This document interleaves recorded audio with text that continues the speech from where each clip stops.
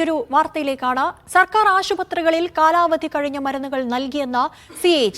26 സർക്കാർ ആശുപത്രികളിലായി വാർഡുകളിൽ കഴിഞ്ഞവർക്കാണ് വിതരണം ചെയ്തത്. 146 സർക്കാർ ആശുപത്രികളിൽ ഗുണനിലവാരമില്ലെന്ന് കണ്ടെത്തി വിലക്കിയ മരുന്നുകൾ വിതരണം ചെയ്തെന്നും റിപ്പോർട്ടിൽ പറയും.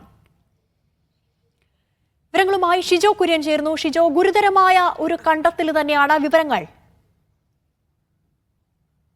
റിപ്പോർട്ടിൽ ഏറ്റവും ഗുരുതരമായിട്ടുള്ള ഒരു കണ്ടെത്തലാണ് ഇപ്പോൾ CAG കണ്ടെത്തിയിരിക്കുന്നത്. 2016 മുതൽ 2022 വരെയുള്ള കാലഘട്ടത്തിൽ സർക്കാർ ആശുപത്രികളിൽ കാലാവധി കഴിഞ്ഞ മരുന്നുകൾ വിതരണം ചെയ്തു എന്നുള്ള കാര്യമാണ് CAG കണ്ടെത്തിയിരിക്കുന്നത്. കാലാവധി കഴിഞ്ഞ മരുന്നുകളാണ് എന്ന് അറിഞ്ഞിട്ടും KMSCL ആശുപത്രികളിൽ ഈ മരുന്ന് എത്തിച്ചു എന്നുള്ളതാണ് CAG റിപ്പോർട്ടിലെ ഏറ്റവും സുപ്രധാനമായിട്ടുള്ള ഒരു കണ്ടെത്തൽ. ആശുപത്രികളിലെ വാർഡുകളിൽ കഴിയുന്ന രോഗികൾക്ക് ഈ മരുന്ന് വിതരണം ചെയ്തു.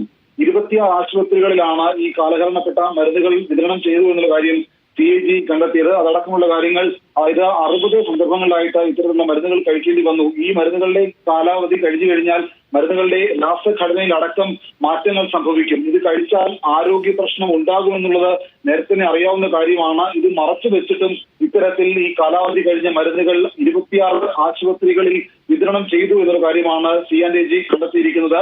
ഡ്രഗ്സ് കൺട്രോളർ മരുന്നുകളുടെ ഗുണനിലവാരം പരിശോധിക്കും. ഗുണനിലവാരമില്ല എന്ന് കണ്ടെത്തിയാൽ ഇവ വിതരണം ചെയ്യരുതെന്ന് നിർദ്ദേശിക്കുന്നതാണ്. പക്ഷേ അതുപോലും പാലിക്കാതെ ഇത്തരത്തിൽ ഗുണനിലവാരമില്ലാത്ത മരുന്നുകൾ വിതരണം ചെയ്തു എന്നുള്ളതാണ് CAG കണ്ടെത്തൽ. 146 ആശുപത്രികളിൽ 530 തവണ ഇത്തരത്തിൽ ഗുണനിലവാരമില്ല എന്ന് കണ്ടെത്തിയ മരുന്നുകൾ വിതരണം ചെയ്തിട്ടുണ്ടെന്ന് കൂടി CAG കണ്ടെത്തിയിട്ടുണ്ട്. 11 ലക്ഷം രൂപയാണ് ഇത്രയും മരുന്നുകളുടെ വില. അതായത് 146 ആശുപത്രികളിൽ 530 തവണ ഇത്തരത്തിൽ ഗുണനിലവാരമില്ലാത്ത മരുന്നുകൾ വിതരണം ചെയ്യുന്ന കാര്യം കണ്ടെത്തിയിട്ടുണ്ട്.